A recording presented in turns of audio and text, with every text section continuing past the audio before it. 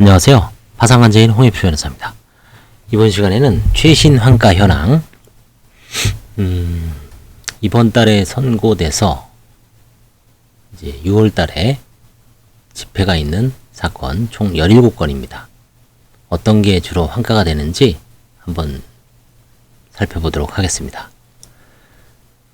첫 번째, 보험 계약 변경한 게 눈에 띕니다. 아들 명의로 변경을 했습니다. 2건이 발견됐는데 해약 환급은 한 800만 원 조금 넘는 것 같습니다. 하나는 600 몇만 원짜리고 하나는 이제 한 300 몇만 원짜리. 그래서 합쳐서 한 800에서 900 정도 되는 것 같습니다. 그래서 이제 워낙 아들이 나이가 어린 시절에 이게 티가 나서 본인도 시인하고, 그래서 요거는 이제 150을 감안을 하고 또 일부 좀 할인을 해서 500만 원을 파산재단에 편입을 하는 걸로 해서 이제 보험 계약을 유지하는 쪽으로 해서 500만 원을 내고 화해 계약을 체결했습니다. 오늘 오전에 이제 제가 그 도산법적 구제수단, 코로나19 위기 개인 채무자의 도산법적 구제수단에서 개인 파산에서 이제 판사님이 말씀하신 게 있죠. 보험 계약 같은 경우는 유지하면서 환가하는 게 일반적이죠. 그래서 이 첫 번째 사건이 보험 계약 변경이 있었고요. 그 다음에 이제 두 번째 사건은 비교적 간명합니다. 채무자가 부동산이 있는 채로 들어왔어요. 이제 시골 임야, 잡종지. 근데 아직까지 이제 돌아가신 분 아버님 명의로 돼 있는 겁니다. 시골 임야하고 잡종지. 그러니까 전부 합치면은 9분의 1인가 그렇습니다. 그래서 이제 합치면은 한 2, 3천 정도 되는 땅인데, 그 중에 이제 9분의 1, 시골 임야는 한 200만 원, 잡종지는 200만 원, 임야는 100만 원, 합쳐서 이제 한 300 정도를, 부동산은 이제 나중에라도 시가가 앙등될 가능성이 있기 때문에 보험 같으면 이제 환가를 안 하지만 부동산은 가급적 한 2, 300이라도 환가하는 경우가 많습니다. 그런 걸 좀 참조해 보십시오.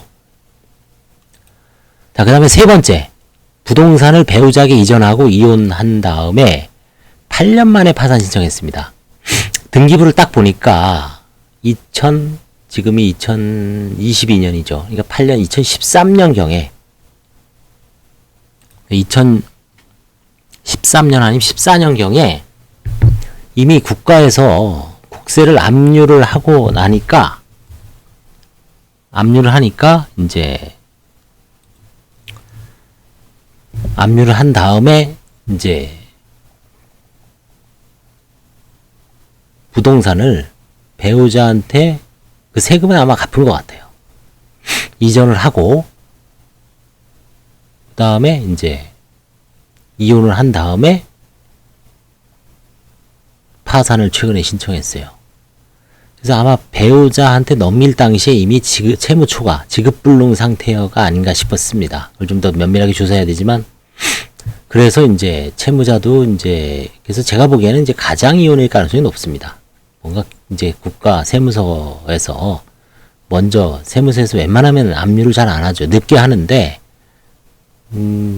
공격이 들어오니까 위장 이혼을 하고 이제 부동산은 배우자 명의로 넘겨놓고 채권자들 입장에서는 아마 포착이 늦었을 것 같아요. 사행위 취소 청구의 제척기간이 5년이죠. 5년 벌써 지금 9년, 8년에서 9년째니까 민사상으로 채권자들 손을 댈 수 없으니까 이제 파산 면책이 들어왔는데 관제인한테 이제 걸린 것 같아요. 그래서 좀 더 면밀하게 조사해야 되겠지만, 제가 보기엔 환가 가능성이 상당히 높은 사건입니다.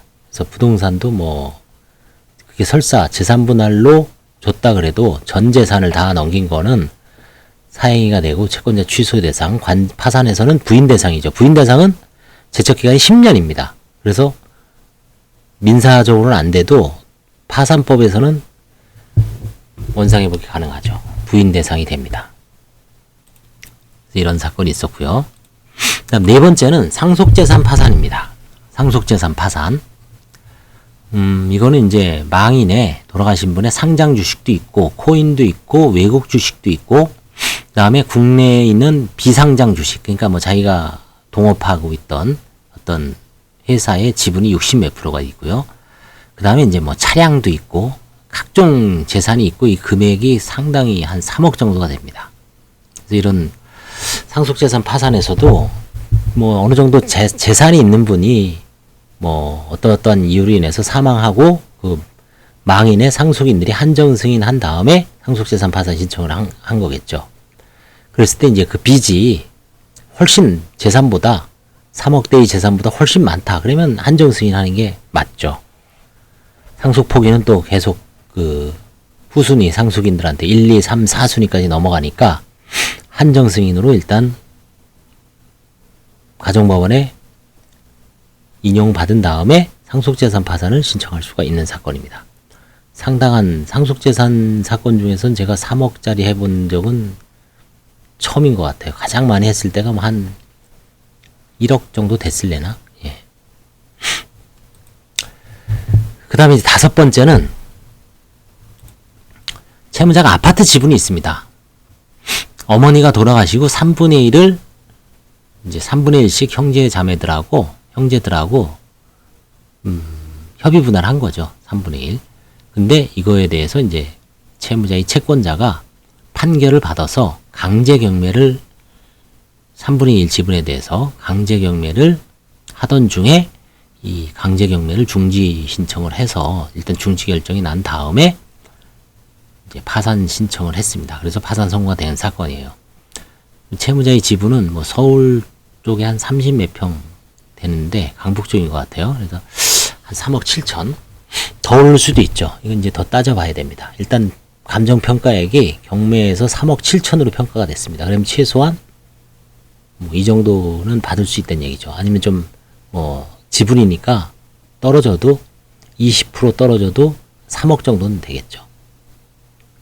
그래 아파트 지분. 그 다음에 이제 6번째가 보험 해약 환급금입니다. 아까와 마찬가지로 뭐 비슷한 거죠. 이거는 이제 채무자의 보험 해약 환급이 한 500에서 600 정도 있는 겁니다. 그래서 300 정도를 환가를 하기로 했고요. 이거는 사실은 원래 안 해도 되죠. 이거는 300만 원이면 웬만하면 안 하는 게 맞죠. 근데 굳이 관제인이 나서서 하게 되는 데는 배경이 있습니다. 뭐냐면 이 사람이 이제 한 1년 전인가 2년 전에 경제적으로 매우 어렸을 때 해약 환급이 2천만 원이 넘었습니다. 그 부분을 거의 다 대출을 받거나 해약을 해서 나름대로 재산을 이제 소비하고 들어온 거죠. 또 편파 변제도 하고 이번에 이제 편파 변제하고 이게 맞물려 있어서 뭐 어떻게 보면 좀 제재를 가한다는 의미에서 조금 한 겁니다. 사실은 안 할 수도 있고 재량입니다. 이런 경우는. 마지막 7번째 부동산 매도. 가장 문제가 되는 게 최근에 본인 명의의 부동산을 사고 팔아서 차액이 남았는데 뭐 자기 명의지만 자기가 투자한 게 아니다. 다른 뭐 누나가 했다. 그래서 명의신탁 주장을 하는 거예요. 근데 명의신탁은 다 무효죠. 법률상. 그리고 이득이 발생했습니다. 만약에 명의신탁이라도 이 부동산을 팔아서 빚 다 제하고 큰 손실이 발생했다. 그러면 그 사람도 명의신탁자도 어렵고 명의신탁자는 파산 들어온 거죠. 별 문제 안 삼는데 이득이 났어요. 한 4천만 원 이상 났습니다. 그래서 양도소득세 냈어요. 그래서 병원비도 뭐 이런 걸 감안해서 4천 중에 양도소득세 1,000, 2천인가 1,000 몇만 원 빼고 병원비 공제해서 1,500 정도를 환가하기로 했습니다. 그래서 뭐 부동산 간혹 명의신탁 주장하는 분들이 있는데 쉽게 인정이 안 됩니다. 명의신탁. 이게 이제 뭐 명의신탁 주장을 하면은 관제인이 받아들일 가능성이 있다 해갖고 상투적으로 주장하는 건지 몰라도 이거는 부동산에 관한 거는 뭐 진짜 아예 뭐 미성년자나 아니면 미성년자가 아닌 한 명의신탁 주장을 쉽게 어떻게 보면은 뭐 이 사람 명의를 빌려서 하더라도 부동산 등기 실명법 위반이죠. 그렇죠? 그러면 부동산에 대해서 이제 사고 팔았을 땐 채무자 명의로 판 거죠, 결국은. 증여라고 불려지도 있고. 아무튼 이거는 이제 환가, 이제 뭐 부동산 이런 주장이 있어서 이제는 거의 환가하는 추세, 저 같은 경우는. 그래서 총 17건 중에서 7건을 환가를 했고요. 앞으로 또 더 나올 수도 있지만 일단 오늘까지는 7건을 했습니다. 17건 중에 7건이면 40%죠. 그렇죠? 40%. 상당히 많은 비율입니다. 금액도 뭐 만만치 않죠. 금액도 3억짜리, 3억 7천짜리, 그렇죠? 4천짜리, 1,500짜리 소액도 있습니다만 금액도 만만치가 않습니다. 그래서 이번 달에 이제 이게 아마 3월 달에 이게 3월 달에 온 걸 거예요. 3월 달에 와서 이제 3월 달에 왔고 그 다음에 이제 4월 달에 와서 이제 5월 달에 5월 11일 날 이제 보고하는 사건이고요. 그 다음에 이제 4월 달에 선고된 사건이 9건인가 있습니다. 9건. 근데 그거는 이제 다음 주부터 이제 조사를 해서 거기서 또 몇 건 나오는지. 아무튼 지금 현재 4월 12일이죠. 오늘이 화요일인데 지금 이런저런 환가를 진행 중에 있습니다. 뭐 업무에 한번 참조해 보시기 바랍니다. 뭐 신청 대리인들도 그렇고 그 다음에 지금 파산 신청을 앞두고 있는 채무자들도 마찬가지고 그 다음에 환가를 당하고 있는 뭐 채무자 그 다음에 환가를 진행하고 있는 관제인 보조인 대략 이 정도를 환가하고 있구나를 한번 참 가늠해 보기 위해서 참조해 보시기 바랍니다. 감사합니다.